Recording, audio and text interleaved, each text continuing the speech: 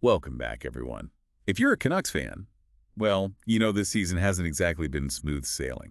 Definitely not a calm, relaxing ride. More like, one of those rickety roller coasters that you're kind of scared to get on. Exactly. And today, we're going deep, behind the scenes, to figure out what's really going on. Yeah, we've got some pretty interesting articles here, especially about Miller. And that almost trade with the Rangers. Lot to unpack there. Yes, let's jump right in. Okay, so Jim Rutherford, the Canucks president, well, he kind of threw a bomb, Oh, yeah, he did not hold back. Right, he just comes out and says there's a feud between Pettersson and Miller.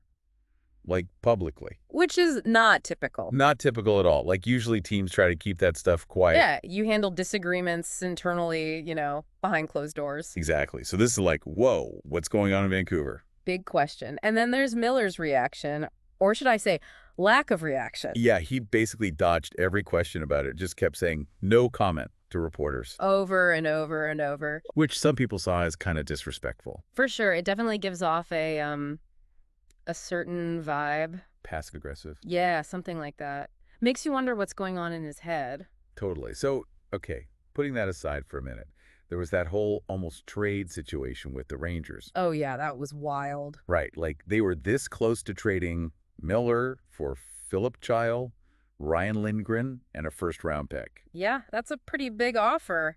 Makes you think, were the Canucks already considering a rebuild? Even before Rutherford spilled the beans. And why didn't it happen? Well, no one knows for sure, but maybe the Canucks wanted more, or maybe they were worried about Miller's contract demands. Right, he's going to be a free agent soon? Exactly. So, there's risk involved. But wouldn't that make him even more attractive to a team like the Rangers, who are trying to win now? Yeah, good point. But they also got to think long term. What if they trade for him and then can't re-sign him? That's true. Plus, you got to factor in chemistry. The Rangers might be a little hesitant to bring in a player who's known for being, well, outspoken. Yeah, let's go with that, especially with all this drama already going on. Yeah, and all this drama seems to be affecting how the Canucks are playing. Oh, absolutely. Chemistry's huge in hockey. When your star players aren't getting along. It shows on the ice. Big time. So if you were in charge, what would you do? Try to fix things with Miller? Or trade him and risk losing a top player? Tough call. Both options have downsides. Trading him could be good in the long run, especially if you're rebuilding. But you might not get a good return. Exactly. And trying to fix things, well, there's no guarantee it'll work.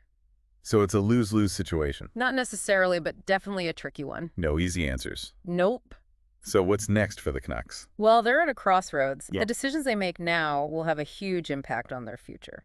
High stakes. So for all you Canucks fans out there, here's something to think about.